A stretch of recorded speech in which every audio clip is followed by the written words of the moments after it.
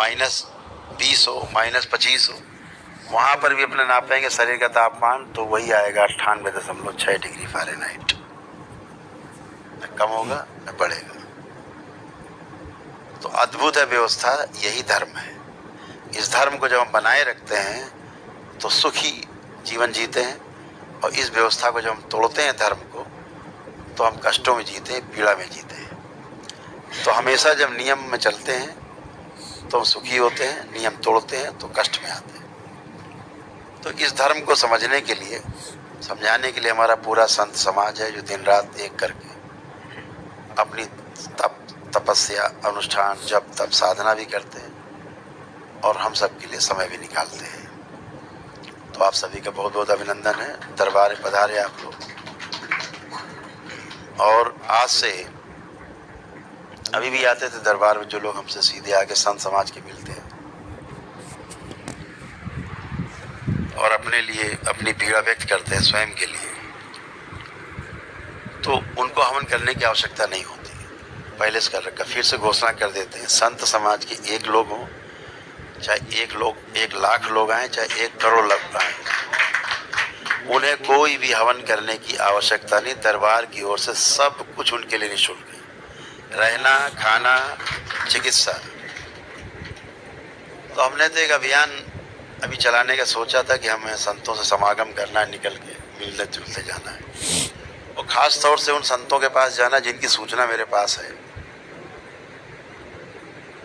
कि बीमार है, तो उनको जा करके उन्हीं के आश्रम में वहीं स्वस्थ करना है, क्योंकि दरबार के पास वो शक्ति है कि उनको वहीं मौके पर भी स्वस्थ किया जा सकता है। तो एक अभियान बनाया था निकलने का, वो अभियान जारी रहेगा और शुरू होने जा रहा है।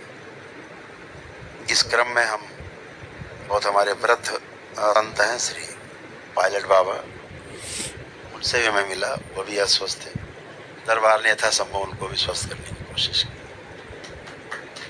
और हम सब कामना करते हैं कि और स्वस्थ हों, पूरी तरह स्वस्थ हों, और सभी का मार्गदर्शन करें समाज का।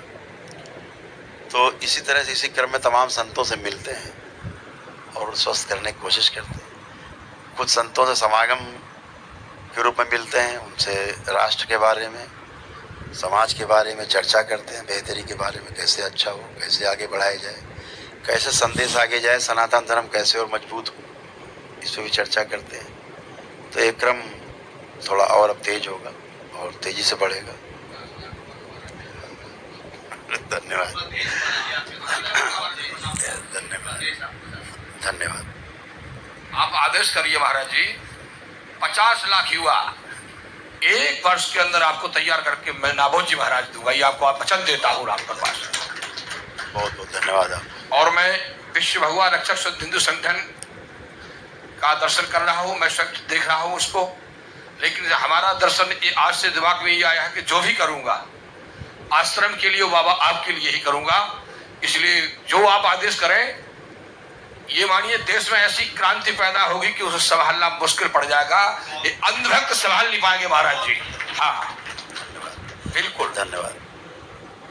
तो जो ये दरबार कर रहा है,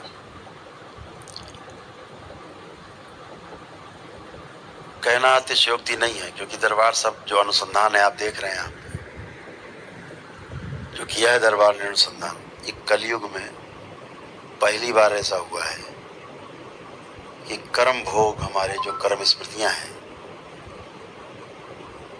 उनको आप स्वयं अपना अनुष्ठान करके अपने ही संकल्प से, अपनी ही प्रार्थना से काट सकते हैं, और वो कटेगा तो ही स्वस्थ होगा आदमी। अगर कर्म भोग, कर्म स्मृति नहीं कटेगी, आदमी कभी स्वस्थ नहीं हो सकता। ये हम सभी के बीच में जितने संत रहे हैं, सभी की उद्घोषणा रही है, सबके अनुसंधान रहे हैं। ये सारी बीमारियां, सभी कष्ट और सभी रोग हमारे कर्म भोगों का ही परिणाम है। अगर हमारे कर्म भोग नहीं कटेंगे तो क्या होता था, हमारे पूर्ण गुरु हमको दीक्षा देते थे, और हम अपने तप से, तपस्या से, जप तप से अपने कर्म भोगों को अपने गुरु कृपा से काट लेते थे। और जब तक एक स्मृति रहेगी तब तक मुक्ति नहीं, मुक्ति नहीं मिलेगी। जब तक एक भी स्मृति रहेगी, स्मृति रहेगी तो उसके आधार पर इच्छा जन्म लेगी।